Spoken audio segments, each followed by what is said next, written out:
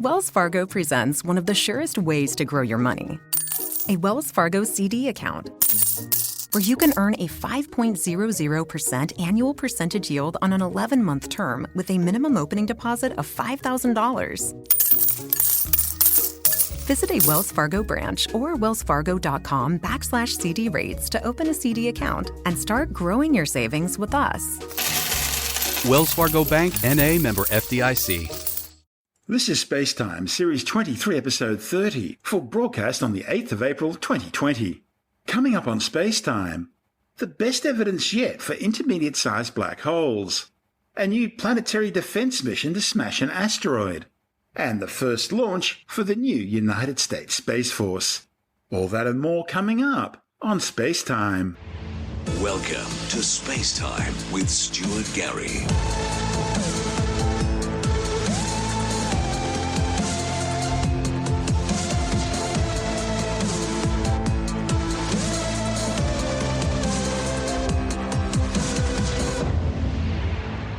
Astronomers have their best evidence yet for the existence of intermediate-sized black holes, a long sought-after missing link in black hole observations.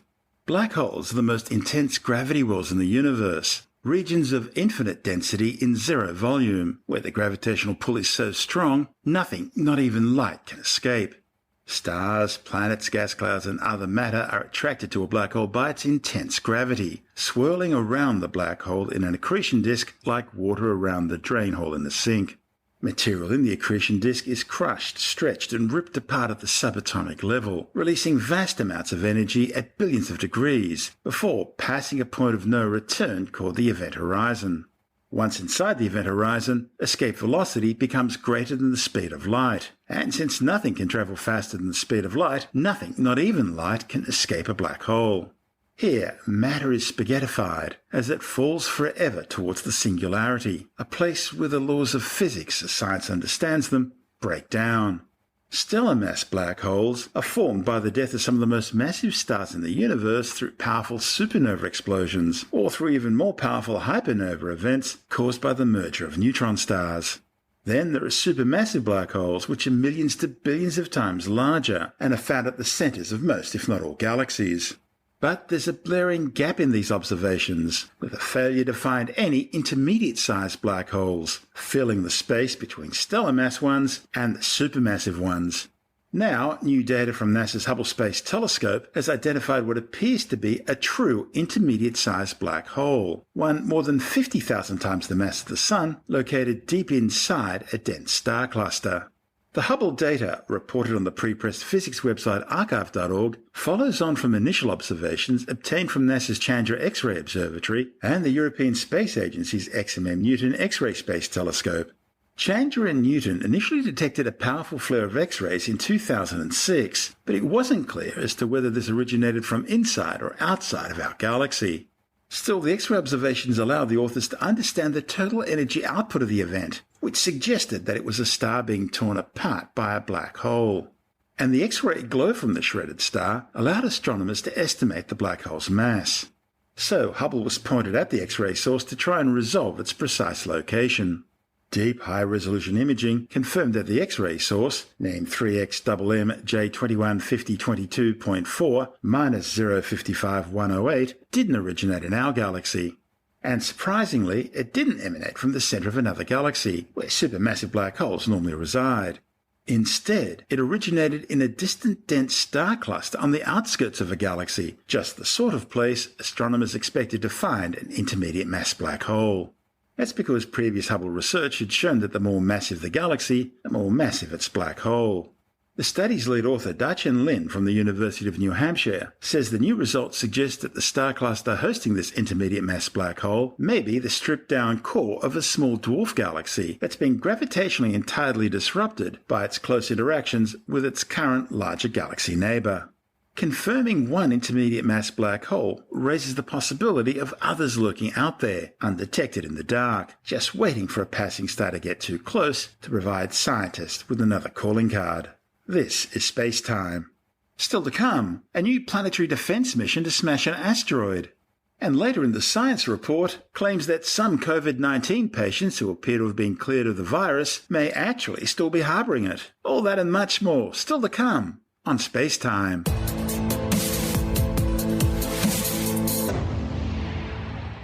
The European Space Agency and NASA are teaming up for a mission to smash into an asteroid as part of a planetary defence test. The Asteroid Impact and Deflection Assessment, or AEHF mission, will use a pair of spacecraft to see how hard it would be to deflect an asteroid on a collision course with the Earth simply by crashing into it. NASA will provide the impactor, called the Double Asteroid Redirection Test, or DART, which is slated to launch in 2021 and will crash into a small moon orbiting the asteroid 65803 Didymos the following year. Meanwhile, the European Space Agency will provide the Hera spacecraft, which will launch 5 years after DART and monitor the effects of the impact, studying the impact crater and how the impact affected the orbit of the moon around Didymos and the movement of Didymos itself. 65803 Didymos is a binary asteroid system consisting of an 800-metre wide primary asteroid orbited about 1.1 kilometres away by a small 163-metre wide moon called Didymos B. The system is classified both as a potentially hazardous asteroid and a near-Earth object of both the Apollo and Amor groups. Discovered by the University of Arizona Spacewatch program in 1996, the system was named Didymos, which is Greek for twin, due to its binary nature. It's classified as an X or possibly K-type asteroid because little is known about its composition. X-type asteroids have spectra showing signatures for carbonaceous chondrites, iron, nickel, feldspar, enstatite, and forsterite, while K-type asteroids are relatively featureless, with spectra showing signs of silica. The DART spacecraft is basically a 500-kilogram impactor equipped with a single reconnaissance and asteroid camera that will be used to autonomously guide the spacecraft into Didymos B at a speed of 6.25 kilometers per second.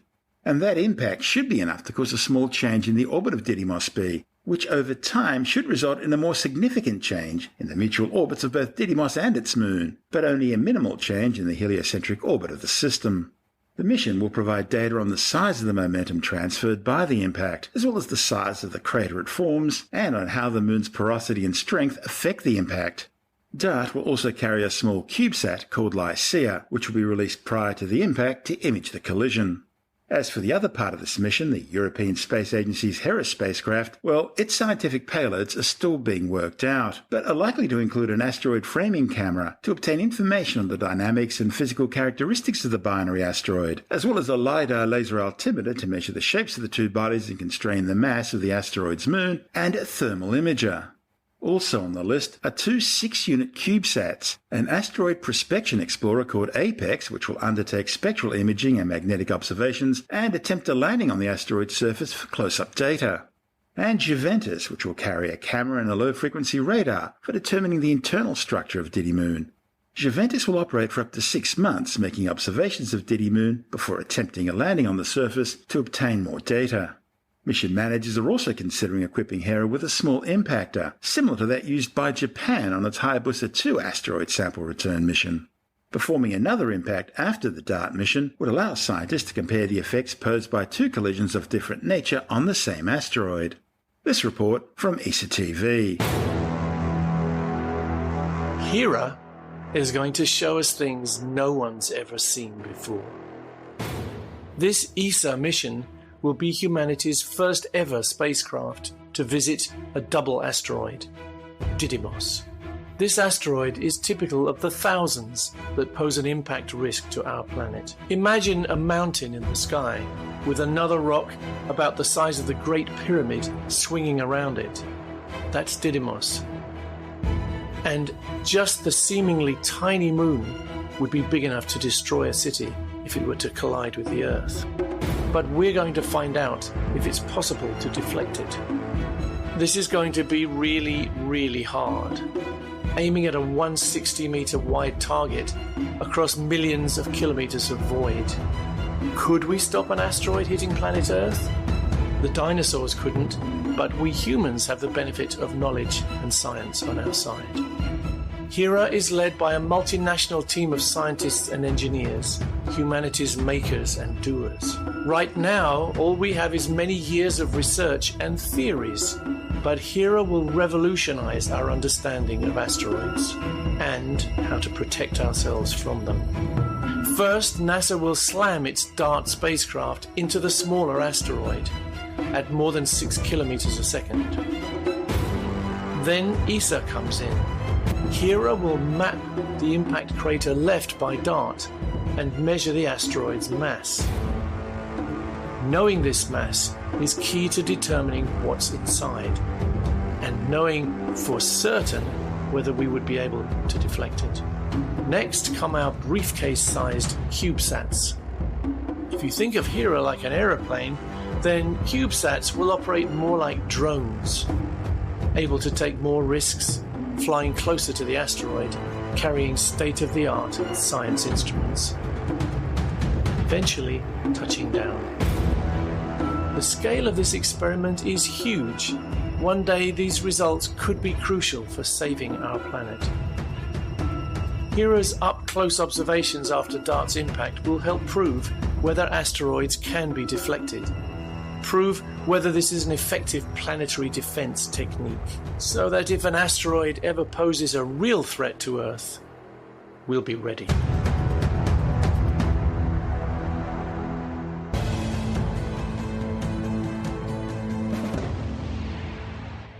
New measurements by NASA's New Horizons spacecraft has confirmed earlier data showing that the solar wind, the supersonic stream of charged particles emitted by the Sun, slows down the further away it gets. The findings, reported in the Astrophysical Journal, are providing important new insights into some of the furthest reaches of space ever explored.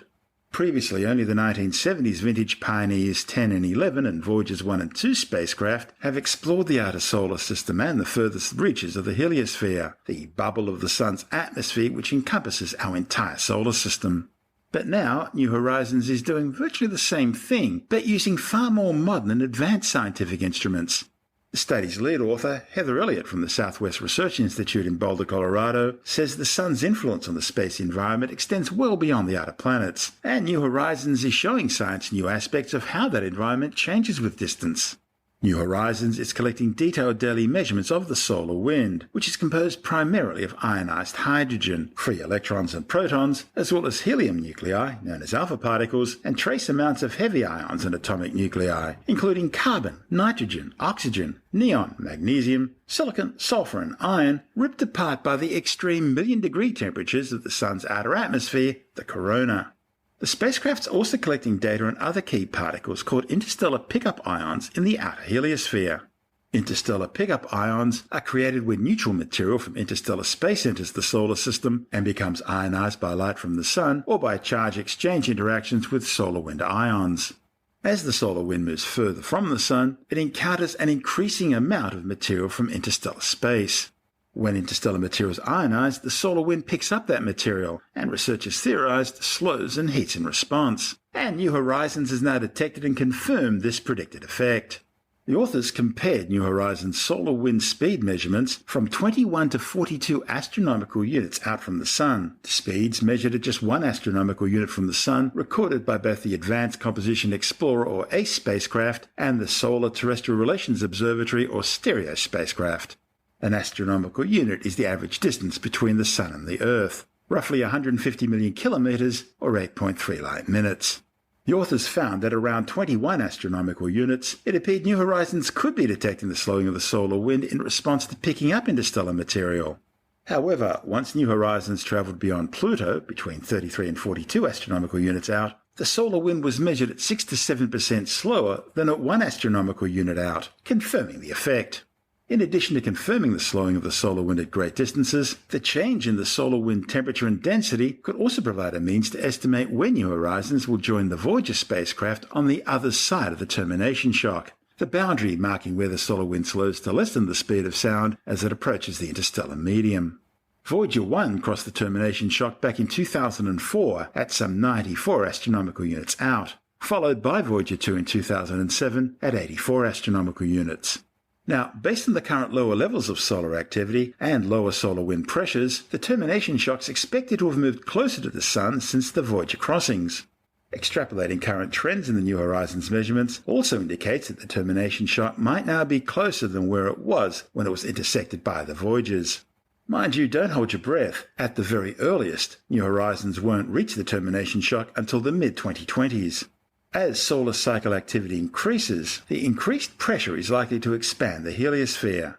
And this could push the termination shock back out to the 84 to 94 astronomical unit range found by the Voyager spacecraft before New Horizons has time to reach it. New Horizons' journey through the outer heliosphere contrasts that of the Voyagers, because the current solar cycle is quite mild compared to the very active solar cycle the Voyagers experienced in the outer heliosphere. As well as measuring the solar wind, New Horizons also measures the low fluxes of interstellar pickup ions, both with unprecedented time resolution and extensive spatial coverage. So, New Horizons is on course to become the first spacecraft to measure both the solar wind and interstellar pickup ions in the termination shock. This is SpaceTime. Still to come, the first launch of the new rocket for the United States Space Force. And later in the science report, while they can't pick out precise numbers, it seems animals can comprehend that more is, well, more. All that and much more, still to come on SpaceTime.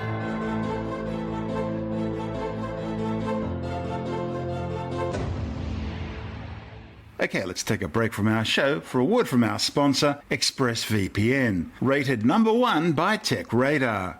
You may be wondering why you need a virtual private network. Well, it's in the name. It's all about privacy.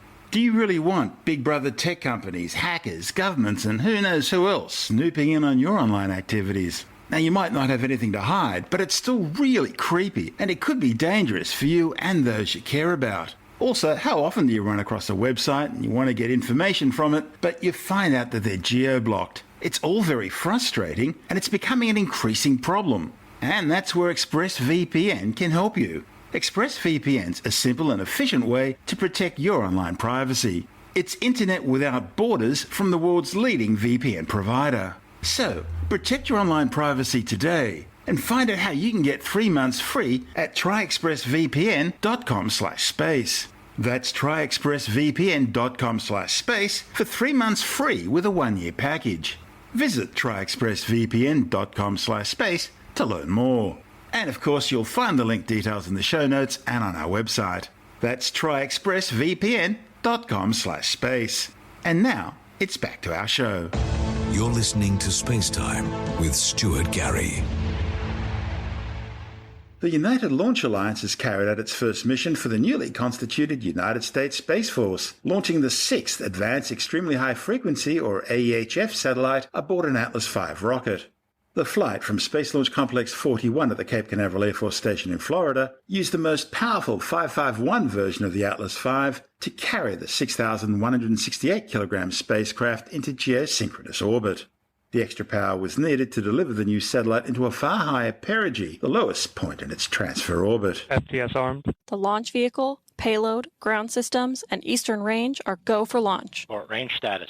Range green. ECS reduced for launch. Roger. Status check. Go Atlas. Go Centaur. Go AEHF 6. T-minus 10, 9, 8, 7, 6, 5, 4, 3, 2. We have ignition and liftoff of the United Launch Alliance Atlas V rocket with AEHF 6 on the first mission for the United States Space Force. Beginning of pitch over program. Passing 15 seconds into flight. PU has gone to closed loop control. The RD-180 is throttling down to 67% thrust as expected. Engine response looks good. Passing 30 seconds into flight. 35 seconds into flight. Mach 1 Atlas V is now supersonic. Engine operating parameters look nominal. Passing 45 seconds into flight. Passing through max Q, maximum dynamic pressure. The RD-180 is throttling back up to 94% as expected. Engine response looks good. Coming up on 1 minute into flight. SRB chamber pressures remain nominal at this time. The vehicle is 10 miles in altitude, 6 miles downrange, traveling at 2,300 miles per hour. Standing by for SRB burnout shortly. And we have burnout on all 5 SRBs. The RD-180 is being throttled back up to full thrust following SRB burnout. Standing by for SRB jettison shortly. And we have jettison of all 5 SRBs. The vehicle has gone to closed-loop guidance. The RD-180 pump speed and fuel injector pressures remain nominal. The vehicle is now 40 miles in altitude, 56 miles downrange, traveling at 5,000 miles per hour. And the RD-180 is now throttling to maintain a constant 2.5 G acceleration, and the Centaur reaction control system is now pressurizing to flight levels. And the vehicle is now 65 miles in altitude, 140 miles downrange, traveling at 7,500 miles per hour, standing by for payload fairing jettison shortly. And we have good indication of payload fairing jettison, and we have Centaur forward load reactor deck jettison. The RD-180 is throttling back up to 95% thrust as expected. Engine response continues to look good, and the RD-180 is now throttling to maintain a constant 4.6 G acceleration limit. And we have beginning of the boost phase chill down on the RL-10 to thermally condition the second stage engine for operation, standing by for BECO shortly. We have the end of boost phase chill down, and we have BECO booster engine cutoff, and we have good Atlas Centaur separation. We have indication of pre-start on the RL-10, standing by for MES-1, and we have ignition on the RL-10, seeing good response from RL-10 operating parameters and Centaur body rates at the beginning of the burn. Congratulations to the Aerojet Rocketdyne team, RL-10 team, as today's mission marks the flight of the 500th production RL-10 engine. This is Atlas Mission Control at T plus 5 minutes 9 seconds. Jesse Gonzalez just confirmed the successful completion of the early phase of today's flight, and all systems continue to operate nominally. The mission is currently in the first of 3 Centaur engine burns. The Lockheed Martin-built spacecraft is designed to provide survivable, protected, highly secure, and jam-proof extremely high and super high frequency global communications for high-priority military ground, sea, and air assets of the United States, Australia, Great Britain, Canada, and the Netherlands. The AEHF satellites are designed to augment and eventually replace the older MILSTAR, Military Strategic and Tactical Relay Satellite Network. The new birds use multiple narrow spot beams directed towards the ground to relay communications, and crosslinks between the 6 satellites allow them to relay communications directly between one another rather than going through ground stations. They're also using frequency hopping radio technology as well as phased array antennas that can adapt their radiation patterns in order to block out potential sources of jamming. The mission also carried a small secondary payload, which was deployed 31 minutes after launch following the second burn of the Centaur upper stage engine. This secondary payload, named TDO-2, is based around a suitcase-sized 12-unit CubeSat platform and carries multiple US government payloads, providing optical calibration and satellite laser ranging capabilities in support of space domain awareness. A similar secondary payload, named TDO-1, was deployed during the launch of the AEHF-5 satellite on the previous Atlas V launch back in August 2019. This flight also marked the 83rd launch of an Atlas V rocket and the 11th for the Atlas V in its 551 configuration.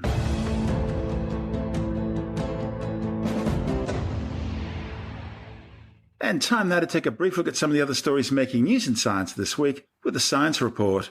A new study warns that some COVID-19 patients who appear to have cleared the virus based on throat swabs may actually still be harbouring it in their saliva and fecal matter. The study, reported in the Annals of Internal Medicine, is based on 133 COVID-19 patients admitted to a Beijing hospital between January the 20th and February the 27th. Researchers identified 22 patients with saliva or fecal samples that tested positive for the virus despite negative throat swabs. In fact, the virus was detected in saliva for up to 39 days after throat swabs were negative. It's been revealed that during the time Beijing was still covering up the true extent of the COVID-19 virus, a Chinese government-owned property development company, Greenland Group, ordered its staff to stop their normal duties and instead visit stores and bulk suppliers across Australia, buying up more than 82 tons of drugs and medical supplies, which were then sent to China. Container loads of hand sanitizers, antibacterial wipes, thermometers, as well as some 3 million protective face masks, 500,000 pairs of surgical gloves, and 700,000 hazmat biosuits were also purchased in bulk and then shipped over to China, leaving Australia short of supplies once news of the virus outbreak was finally revealed. And there have been reports that Beijing was undertaking similar operations through a number of Chinese companies in other countries, including Canada and Turkey.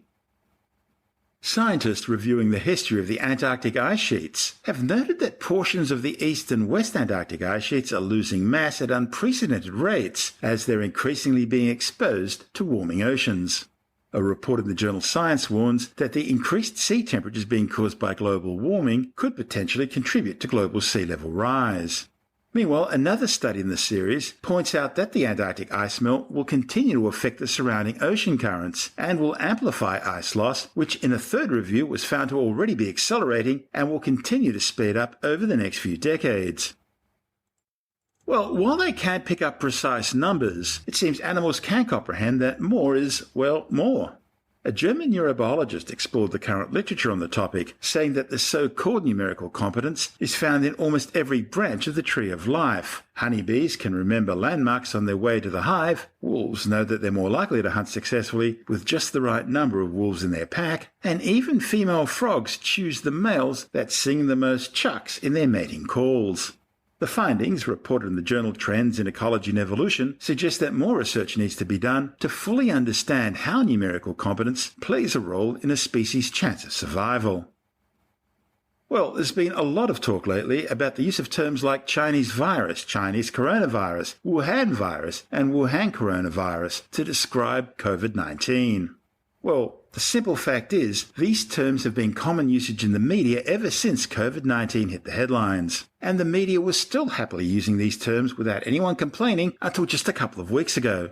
In fact, some of our most woke media and news organizations are on the record having used the terms, including CNN, the New York Times, the Washington Post, the BBC, both NBC and CNBC, BuzzFeed, the Los Angeles Times, Al Jazeera, Bloomberg, Business Insider, The Economist, Foreign Policy, Kaiser Health News, NPR National Public Radio, the journal Nature, USA Today, and even the Wall Street Journal.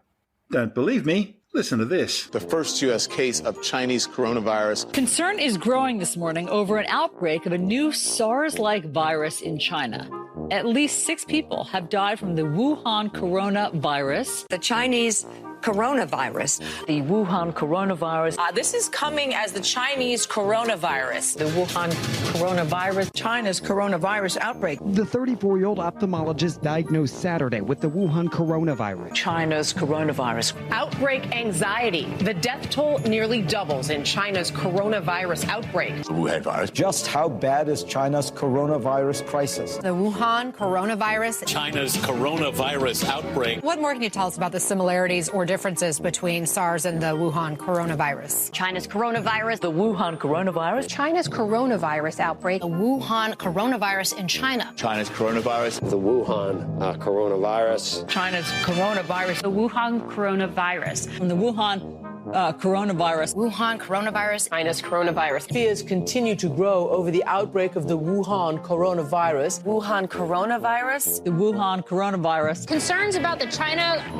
coronavirus. The Wuhan coronavirus. We have new information about how the Wuhan coronavirus is spread. China's coronavirus outbreak. China's coronavirus. China's coronavirus. China's coronavirus. And they all felt very woke using it. After all, the Zika virus was named after its point of origin in the Zika forest of Uganda. The Middle East respiratory syndrome, MERS, originated in the Middle East. The Ebola virus was named after the Ebola or Black River located near a major outbreak in the Congo. Lassa fever emerged in the town of Lassa in Nigeria. Ross River virus was named after a river in northern Queensland. And the 1968 flu pandemic was known as the Hong Kong flu because it spread globally from that part of China. Then there's Bolivian hemorrhagic fever, Marburg virus, West Nile virus, the Crimean Congo hemorrhagic fever virus, and of course German measles. The list goes on. Now the big exception of this rule is the Spanish flu, which actually originated in Kansas. It was only named the Spanish flu because World War I was happening at the time, and neither side wanted to admit that their soldiers were suffering from the virus. And Spain, which was neutral, were the only ones to be openly talking about it.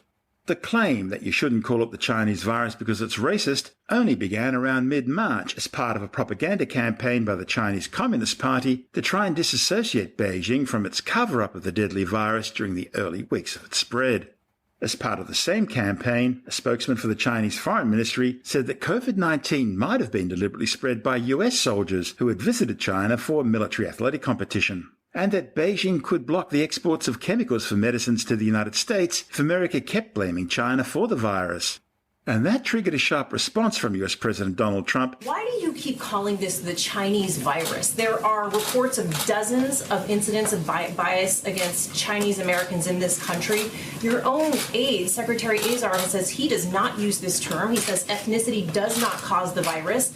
Why do you keep using this? A lot of people say it's racist. It's not racist at all. No, not at all. It comes from China.